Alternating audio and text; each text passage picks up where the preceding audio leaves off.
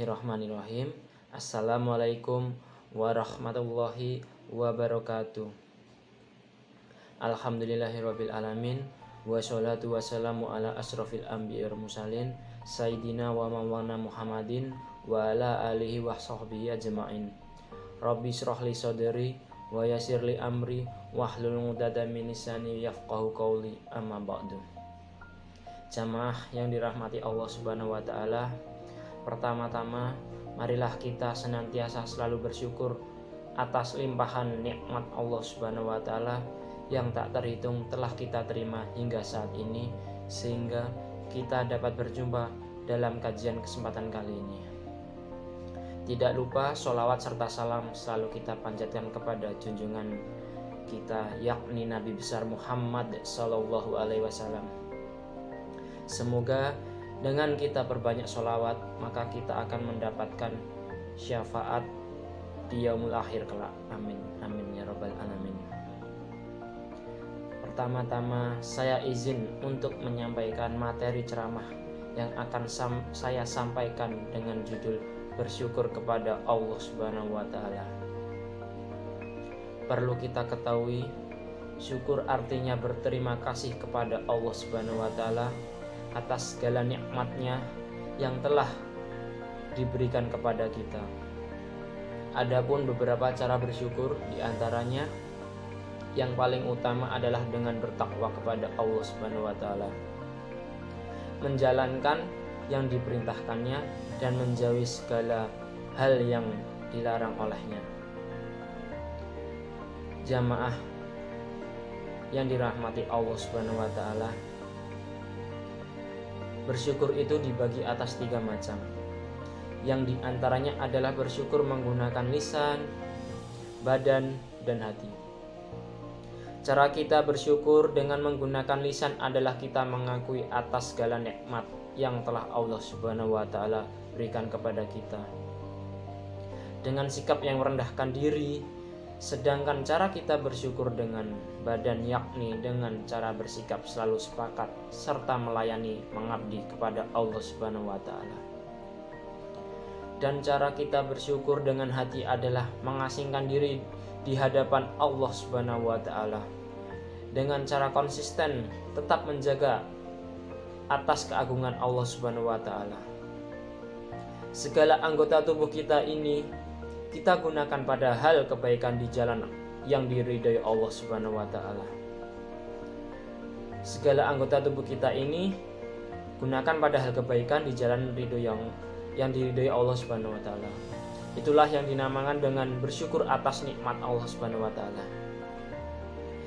Bibir atau di dalam hati kita mengucapkan alhamdulillah, itu juga merupakan salah satu bentuk cara kita mensyukuri nikmat yang telah diberikan oleh Allah Subhanahu wa taala. Di saat ada orang yang memuji kita, maka hendaklah kita mengucapkan alhamdulillah. Dikala ada orang yang bilang bahwa wajah kita ini ganteng atau rupawan, maka ucapkanlah alhamdulillah. Di saat ada orang yang bilang bahwa wajah kita ini cantik untuk kaum hawa, maka hendaklah kita mengucapkan alhamdulillah. Di saat ada orang yang bilang bahwa diri kita ini pintar, maka juga kita ucapkan alhamdulillah. Di saat kita mendapatkan nikmat dari Allah Subhanahu wa taala, hendaknya kita juga harus mengucapkan alhamdulillah. Saat diri kita ada yang memuji, maka ucapkanlah alhamdulillah. Karena kembalikanlah pujian itu kepada Allah Subhanahu wa taala. Karena segala puji hanyalah milik Allah Subhanahu wa taala. Kita tidak pantas untuk dipuji. Hanyalah Allah yang berhak dan pantas untuk dipuji. Jamaah sekalian yang diridhai Allah Subhanahu wa taala, wajah kita yang ganteng ini hanya milik Allah Subhanahu wa taala dan pasti akan kembali kepada pemiliknya, yaitu Allah Subhanahu wa taala. Wajah cantik yang kita miliki hanyalah milik Allah Subhanahu wa taala dan suatu saat pasti akan kembali lagi kepada pemiliknya, yaitu Allah Subhanahu wa taala. Mobil mewah, motor kita yang keren, rumah yang megah, harta kekayaan yang melimpah, itu semua hanyalah milik Allah Subhanahu wa taala. suatu waktu Allah akan mencabut kembali harta dan kekayaan yang kita miliki. Kita mati ini tidak akan membawa harta, tapi kita mati akan membawa amal kebaikan. Harta yang kita miliki hanyalah titipan dari Allah Subhanahu wa Ta'ala.